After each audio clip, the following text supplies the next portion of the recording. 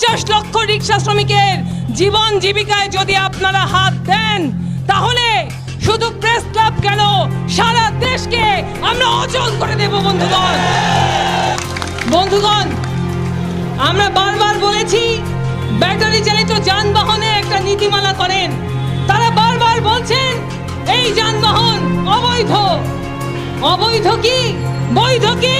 কেন লাইসেন্স দিয়ে এটাকে বৈধ করছেন না? আপনারা বলছেন এই যানবাহন অ্যাক্সিডেন্ট করে। আমরা বলছি কোন যানবাহন অ্যাক্সিডেন্ট করে না?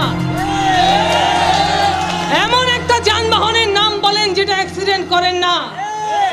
আমরা বলছি ব্রেকের সমস্যা, ডিজাইনের সমস্যা, প্রত্যেকটা জিনিস এখানে ডিজাইন করে এগুলিকে মডিফাই করা সম্ভব। এগুলিকে আপনি রিপেয়ার করতে পারবেন, ডিজাইন করতে পারবেন। মানুষের ক্ষুধা আপনি রিপেয়ার করবেন কিভাবে? মানুষের ক্ষুধা আপনি আজকে আইন করে ব্যাটারি চালিত যানবাহন বন্ধ করতে পারবেন, কিন্তু মানুষের ক্ষুধা কি আপনি আইন করে বন্ধ করতে পারবেন? বন্ধুগণ, আজকে আমরা বলতে চাই, আপনারা বলছেন বিদ্যুতের অপচয় হয়। আপনারা যে এসি রুমে বসে এই রিক্সা বন্ধের ঘোষণা দিচ্ছেন, ওই এসিতে প্রত্যেক ঘন্টায় 3 ইউনিট বিদ্যুৎ খরচ করে। সেই এসি তো আপনারা বন্ধ করছেন না, আর রিক্সা 3 ইউনিট বিদ্যুৎ নিয়ে একটা পরিবারের কর্মসংস্থান করে, অন্য সংস্থান করে, সেইটা বন্ধ করার দিকে আপনাদের আগ্রহ। এখানে নানান রকম বক্তব্য এসেছে, আপনারা শুনেছেন। শ্যামপুরের ওনারা বলেছে সেখানে নানান রকম কার্ড সিস্টেম আছে। এই গলির মাথা পর্যন্ত যেতে মাসিক 500 টাকা, ওই গলির ওই পারে যেতে মাসিক 1000 টাকা। এই রকম ভাবে আমরা দেখি নানান রকম চাঁদাবাজির ব্যবসা এখানে চালু আছে।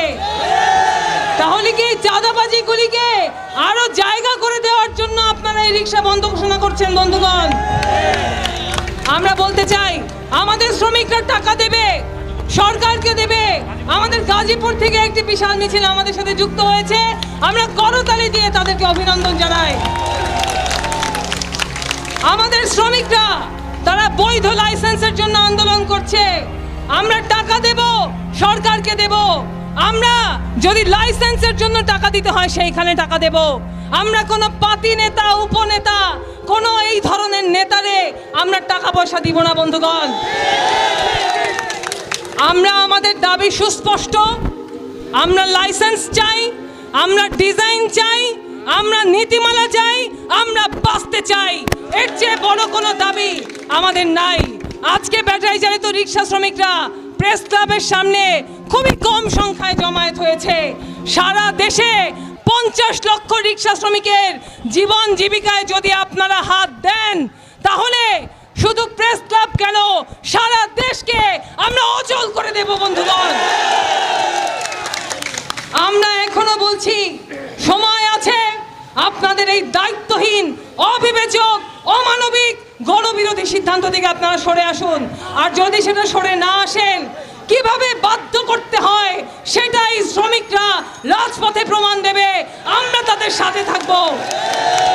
আমাদের দাবি আমরা আদায় করেই ঘরে ফিরব, এই আশাবাদ ব্যক্ত করে আপনাদের সবাইকে বিপ্লবী শুভেচ্ছা জানিয়ে আমার বক্তব্য শেষ করছি।